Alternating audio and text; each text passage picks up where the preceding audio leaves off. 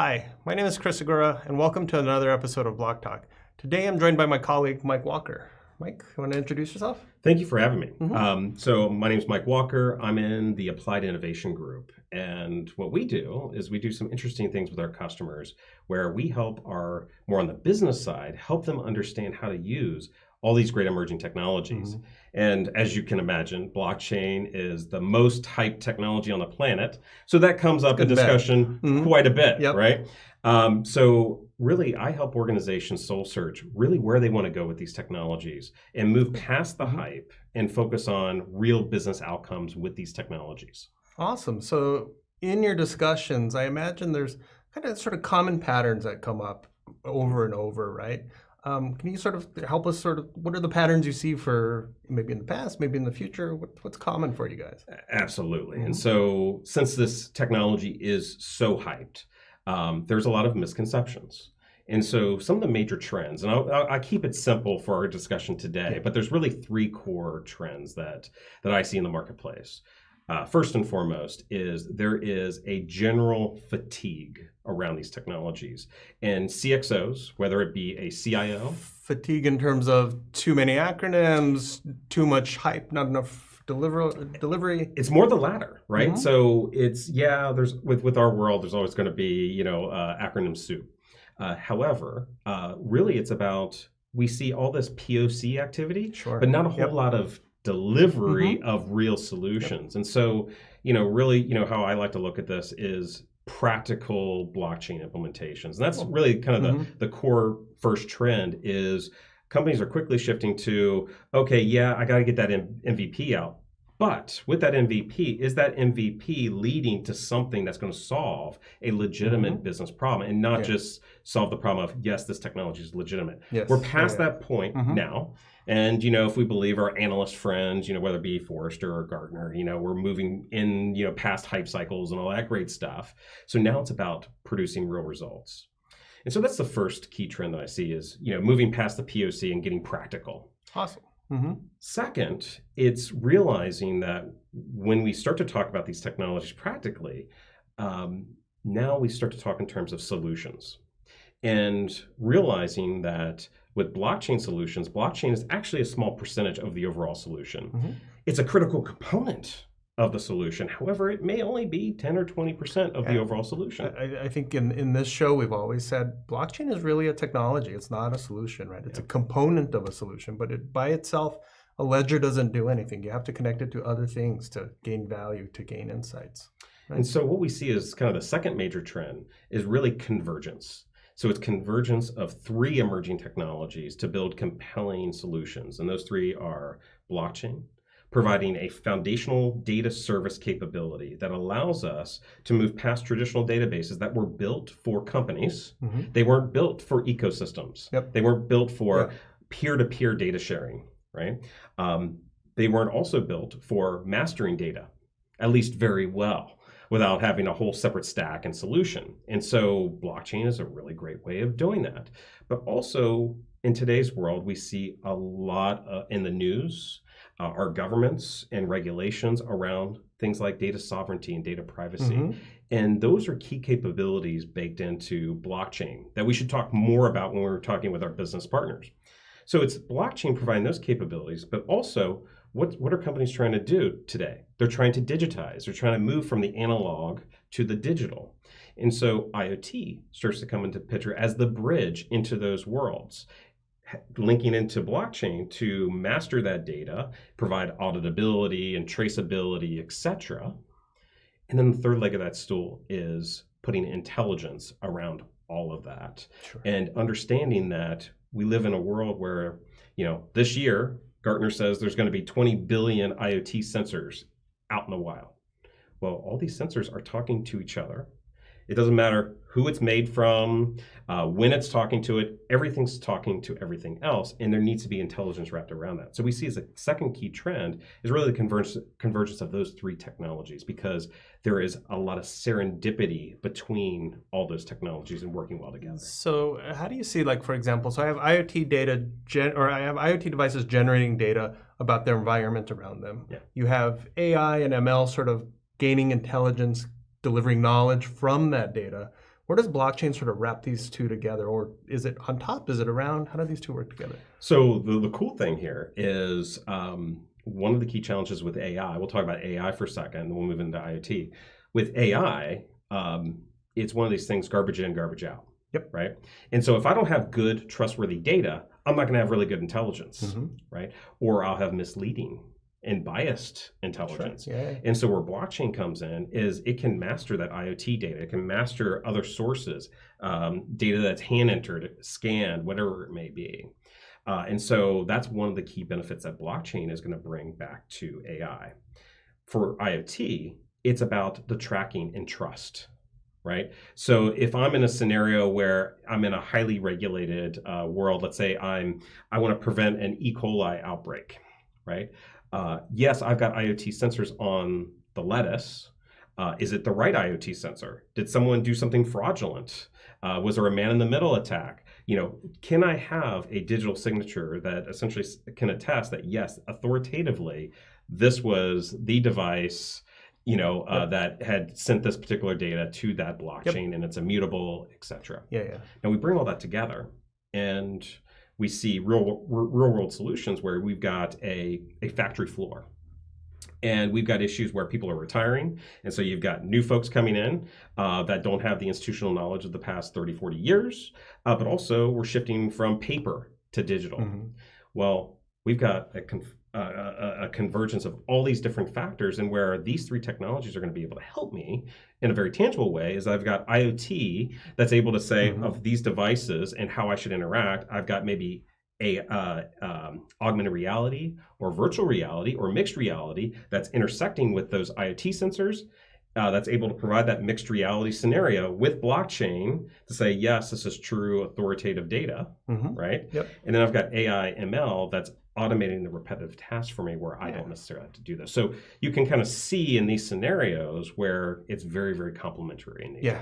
Yeah, absolutely. And we do talk about that quite often in our presentations, when we meet with customers, when we're at trade shows. In fact, we do the supply chain scenario quite often because it is a good sort of convergence of all three technologies: the IoT data, taking information about my ice cream, taking information about my lettuce, AI gaining intelligence from that, and the blockchain data sort of providing that trust but verify layer, right? Like, you gave me this data, great. We can always come back regardless of how long it's been and come back and say, this was the data we had. We satisfied conditions of our smart contract. We satisfied other data. We move on. This is how we do business together.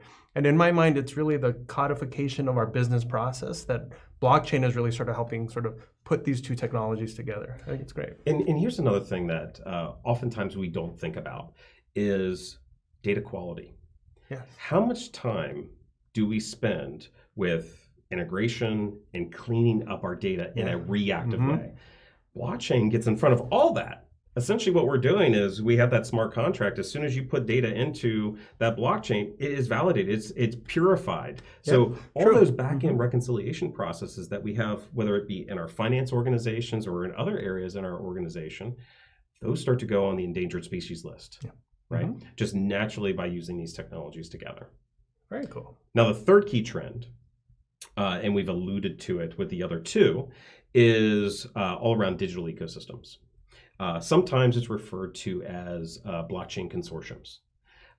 That's a tricky word. When I talk with CXOs and we mention the word blockchain consortiums, there's some things that come up in their mind that consortium has prior art in the legal industry. It means certain things, and we don't necessarily mean that when we're talking about blockchain. No, we don't at all. Yep. So we have to be very careful, but also I think it does a disservice to blockchain and what we're trying to accomplish. So that's why I've been using the word more ecosystem.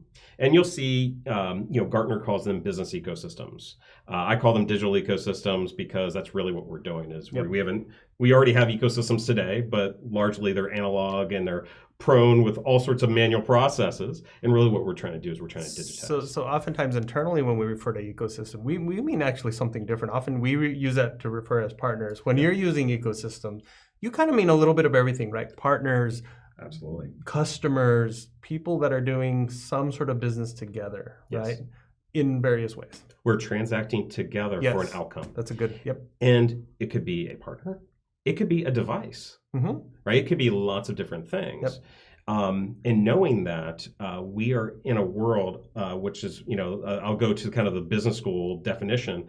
We see multi-sided businesses where the days of a buyer-seller relationship, those days are gone. It is Mhm. much more complicated Yeah. where it's buyer seller, data aggregator, that gets sold to an end user. That end user then is able to monetize that, and you can kind of see how the spider webs out. Yeah. And so the traditional binary relationships start to go away, and that's why it's so important to kind of call it what it is, which is we live in these ecosystems and we build a business model around these ecosystems. And so with this third trend around digital ecosystems, the actual trend is understanding that one, there are digital ecosystems. Two, not all digital ecosystems are the same. And we should create these ecosystems that are fit for purpose.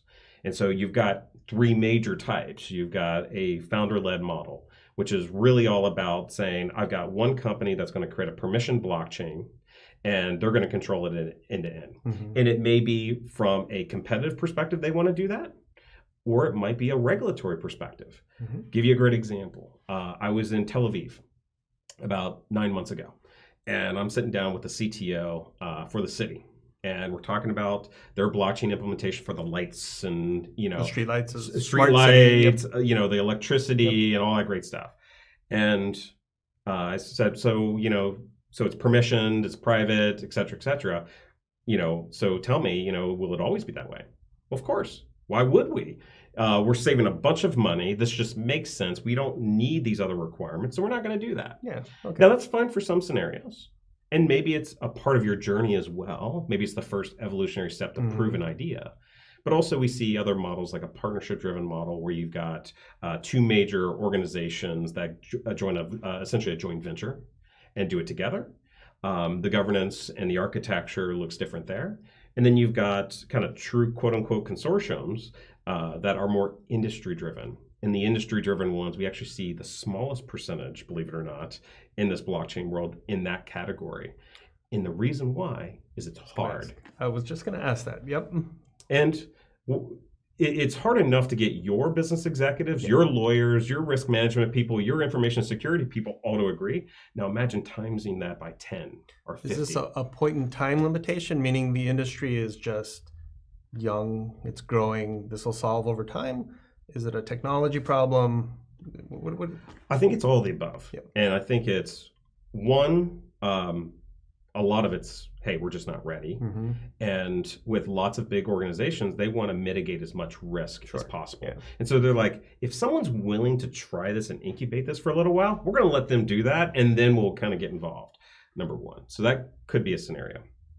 Two, technology-wise, it's tricky. Blockchain is still evolving as a technology, and we still have issues around cross-cloud, cross-ledger, compatibility. Yep. We talked earlier about tokens and the compatibility there. So we've got lots of technical challenges. They're overcomable, but they're hard, and it requires a lot of deliberate architectural work to address those. But I think third, and most importantly, is the commercial model around these. Yeah. And so oftentimes what these blockchain ecosystems require is a level of cooperation from their competitors. And as you know, until capitalism dies, it's really hard to tell your shareholders in a very legitimate way, right? It's very hard to say, hey, we're going to erode our margins because we want to play well with our competitors. Mm-hmm. That doesn't fly oftentimes. So we got to be very realistic and very practical here that we are, trying to monetize these services. There will be things where working together outweighs some of these factors. Yeah. But, we are very much living in a world where companies are competing. And so we have to be aware of that. And so with these digital ecosystems, what you'll find is it's not as clear cut as kind of one blockchain to rule them all. We actually see layers or a chain of chain type of architecture where you might have for a business process, let's say in insurance, you've got the Risk Stream Alliance, which takes a small subset of claims data from all the insurance company and puts it on a blockchain. Well, the special sauce, so that's only like 5 to 10 data fields as an example. The 100 data fields of all the transactional history and all that is actually kept by the insurance companies, and they've got their own blockchain implementations. Mhm. And they're linked together for making sure that we're all using the right data. However, they're doing interesting things behind the scenes in their organization. So it's not as simple as, hey, we've got one style, but there will be multiple styles that will be linking together across these ecosystems. And I think a great sort of highlight to the point you're making there is when you're talking about sort of the digitization of your business, the digitization of your business process, you look at something like a supply chain, which might start off very simple. I sell parts to you, you build them into something bigger, better, more interesting. That process, though, in reality, we do business together, maybe we cooperate, maybe we compete together, who knows? But then eventually that same thing that gets you built gets shipped to somebody else, and there may be insurance on that because it may be a high value asset. So now you have another business process that comes in, another partner, another sort of consortium member, if you Yep. will, right? So yeah, I think these are sort of really super interesting discussions around how does business, how does technology, how does the industry grow? And it's great insight to see where we're at now in 2020. It's still pretty young, right? We're still sort Yes. of the beginning of this journey. And I would say this isn't exclusive to blockchain. Yeah. This is the whole notion of digitizing my enterprise. We're still very young on that transformation journey sure. all up. Mm-hmm. And so we've got the business models and how to think about this evolving. We got the technology evolving. We've got a workforce where we've got an influx of new talent coming into the workforce. We've got an aging population that's working longer. So there's all these factors that are making it a really, really interesting time to be working through these particular issues. And to your supply chain comment, I'm working right now with, and there's a case study about this on Microsoft.com with GE Aviation. Yeah. And I've been working very closely with their executives, and I was actually very, very surprised to find out for just their kind of core aviation supply chain, there's 21,000 independent data points. Yeah. This is complex. Yes, that's a fascinating application too. If you haven't, I highly recommend you look up that case study because it is fascinating application. Great example of both the benefits of this technology and some of the reasons people are looking at it to solve problems that they haven't been able to solve prior. Mike, thank you for joining us. It's been a fantastic discussion. Yeah, absolutely. Anytime. Yeah, great. Thanks for joining us today. Again, for more discussions around the business side, more discussions on the technology side, continue to watch us on Channel 9 at the Block Talk Show, or follow us on Twitter at MSFT Blockchain. Thanks a lot.